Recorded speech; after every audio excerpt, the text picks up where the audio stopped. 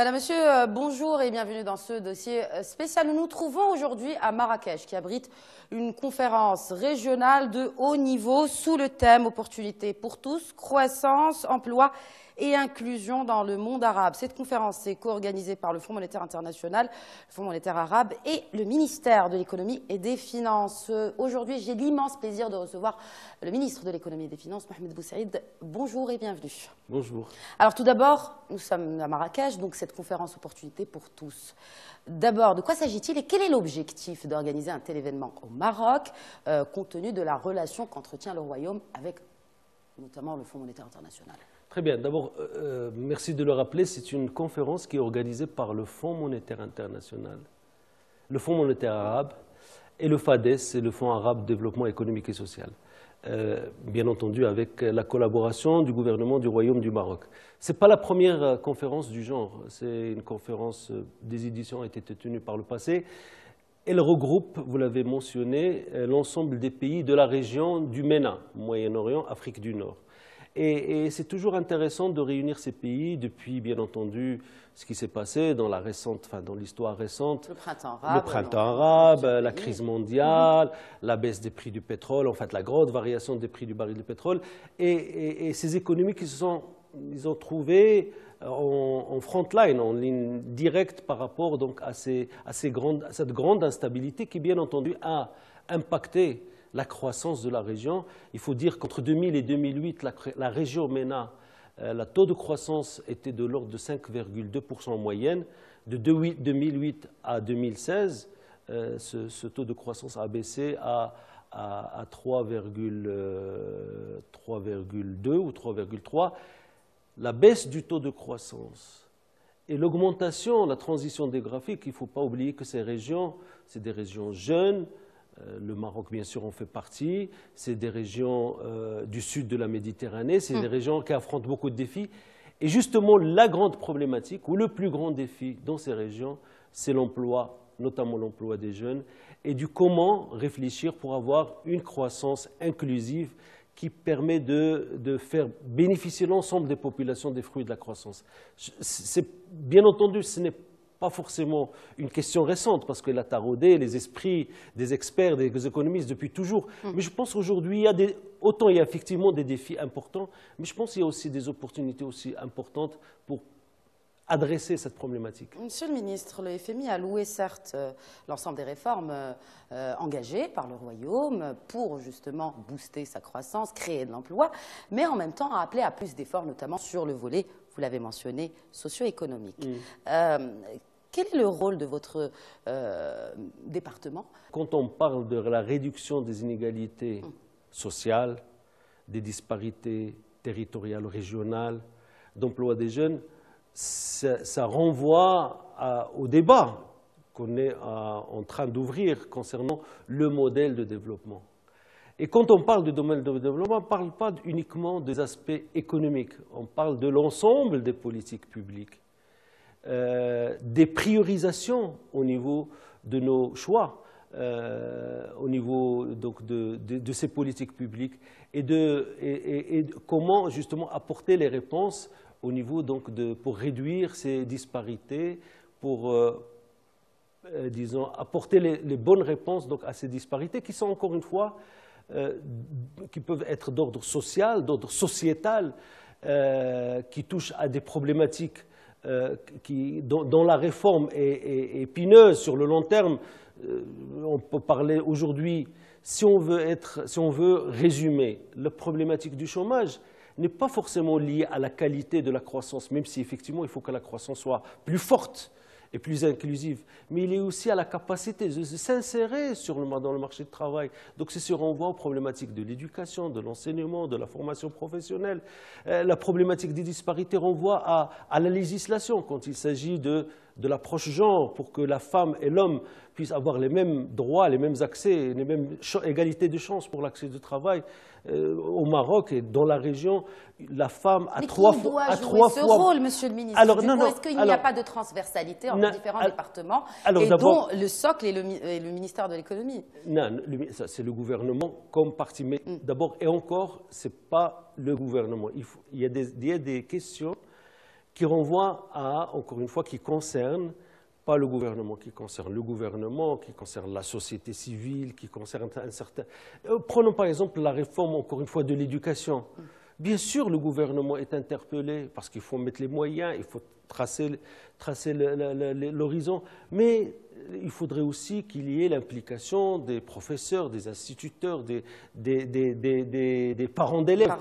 Encore une fois, le gouvernement, bien sûr, a un rôle à jouer, mais il faut tracer le cap et prioriser. Et c'est encore une fois, je pense, et c'est le sujet de la conférence, que la première priorité, c'est donner de l'emploi à nos jeunes. Au niveau de la région, il y a 30% des moins de 24 ans qui sont au chômage. Est-ce qu'aujourd'hui, nous avons une économie qui permet d'absorber ce chômage? Est-ce que nous avons l'environnement qui permet aussi à ces jeunes, pas uniquement d'aller chercher du travail, mais de créer aussi leur propre job pour cultiver, pour avoir la culture d'entrepreneuriat, pour profiter des innovations. C'est pour ça que je dis qu'il y a des menaces, mais il y a aussi des opportunités aujourd'hui avec la digitalisation, avec la technologie numérique, comment aussi créer sa propre entreprise. Au Maroc, il y a des expériences et je pense que la conférence, et encore une fois, l'objectif, c'est de partager ces expériences et que chaque pays mette en avant ce qu'il a réalisé comme démarche positive. À propos de la ligne de précaution et de liquidité du Fonds monétaire international, Monsieur le ministre, elle expire donc en juillet de 2018. Tout d'abord, y aura-t-il une extension à cette ligne ou pas? Non, il n'y aura pas de renouvellement pour la PLL, pour la LPLL en anglais, la LPL en français, la ligne de précaution et de liquidité. LPLL en anglais, oui. Parce que le Maroc l'a utilisé à 3 reprises, chaque phase de 2 ans, donc ça fait 6 ans. Il a été pour nous utile dans le sens où elle a rempli son objectif qui est double. D'abord, de donner au Maroc une certaine assurance au cas où il y aurait un choc externe, de pouvoir utiliser la ligne. Et sur les 6 dernières années, je le dis, je le répète, le Maroc n'a jamais utilisé cette ligne. Le Maroc n'a aucun, encore une fois, parce que les gens nous taxent de dire oui, le diktat du FMI, nous n'avons pas de crédit avec le FMI, on ne doit rien au FMI, le FMI ne doit rien. Déjà, mais c'était encore une fois comme une assurance contre justement ces chocs extérieurs. Et ça nous a permis, dans le cadre du dialogue que nous avons avec le FMI, d'entamer des réformes structurelles dans notre pays, des réformes importantes pour que le pays avance et on anticipe sur les problématiques futures. Alors, fin juin, effectivement, la ligne se termine, donc arrive à son échéance. L'évaluation que nous faisons de notre côté et du FMI sont des évaluations très positives, extrêmement positives. Cette ligne a été une des plus grands succès du FMI. Je pense que le FMI va certainement le dire. Alors l'après, nous sommes en train de voir avec le FMI, mais en tout cas, encore une fois, je dis à nos chers téléspectateurs que la relation entre le FMI et le Maroc, c'est des relations empreintes de confiance mutuelle et de respect mutuel.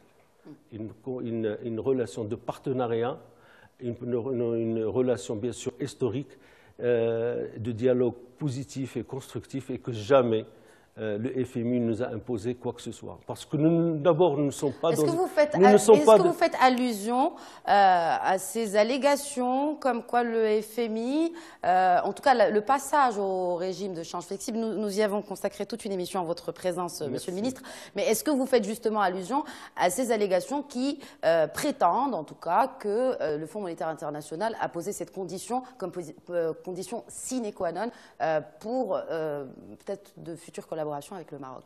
Non, je fais allusion à cela, mais je fais aussi à cette, disons, assertion généralisée au niveau de notre pays, comme quoi, à chaque fois qu'on évoque le FMI, on évoque le diktat et que les choses sont imposées.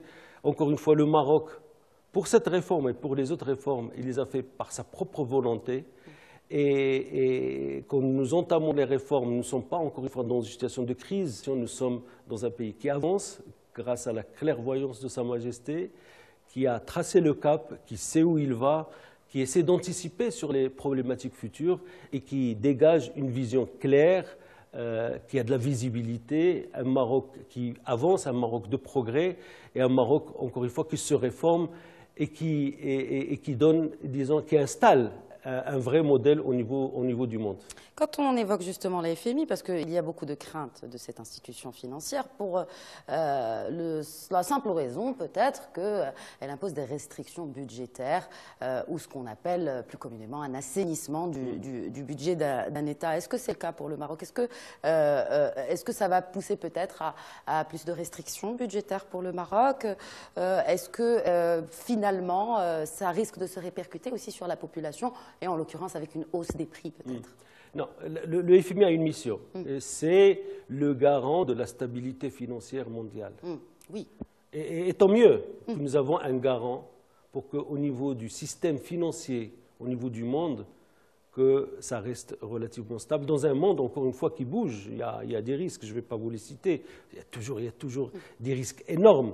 Oui. Les dernières, nous a coûté, c'est une grande crise économique qui s'est allée de 2008 jusqu'à 2015-2016. Alors aujourd'hui, au niveau de la politique économique et financière, vous savez, les finances, c'est comme l'argent d'un ménage, d'un foyer. Il faut que vous les gérez en bon père de famille. Il ne faut pas que vous vous endettiez trop, parce qu'après vous n'aurez plus la capacité de rembourser, mais il faut aussi que vous investissiez là où il faut, et que vous gardiez toujours votre capacité d'agir, votre flexibilité face à ces chocs. C'est exactement cela. Donc quand on parle d'assainir, de gérer les finances publiques pour retrouver un cadre, un équilibre, réduire les déficits budgétaires, réduire les déficits extérieurs, retrouver un cadre, encore une fois, d'équilibre au niveau macroéconomique, ce n'est pas pour les beaux yeux de la Banque mondiale ou de le Fonds monétaire international. C'est parce que c'est comme ça qu'il faut aller, c'est parce que ça installe encore une fois, une confiance interne, parce que ça permet d'attirer les investisseurs étrangers. Les investisseurs étrangers, quand ils viennent au Maroc ou dans un pays, ils regardent d'abord comment vous gérez vos finances publiques. Si vous les gérez n'importe comment, ils ne vous font pas confiance, parce qu'ils vont se dire qu'un jour, ce pays aura besoin d'argent, et qu'est-ce qu'il va faire? Il va augmenter les impôts. Donc, ils ne viennent pas. Donc, le fait d'avoir des finances publiques bien gérées, ce n'est pas un dogme. Ça ne pourrait pas avoir un impact sur le citoyen lambda dans sa vie de tous les jours, comme ce fut le cas par exemple en Tunisie. Ça, c'est récent. Non, alors, je ne vais pas comparer, mais non, je ne peux pas comparer. Mais aujourd'hui, les finances publiques, il y a tellement de leviers, encore une fois, parce qu'il suffit pas, parce que pour avoir l'équilibre, il ne suffit pas juste de réduire les dépenses. Dans la trajectoire qu'a fait le Maroc depuis 2013, pour retrouver un déficit de 3,5, nous n'avons pas réduit les dépenses. Nous avons au contraire les augmenté. Oui. Mais qu'est-ce qu'on a fait? On a augmenté les recettes à travers un meilleur recouvrement de la fiscalité. Et nous avons fait des réformes, notamment à travers la caisse de compensation, qui a généré des économies. Et nous les avons orientées vers l'investissement et vers les dépenses sociales.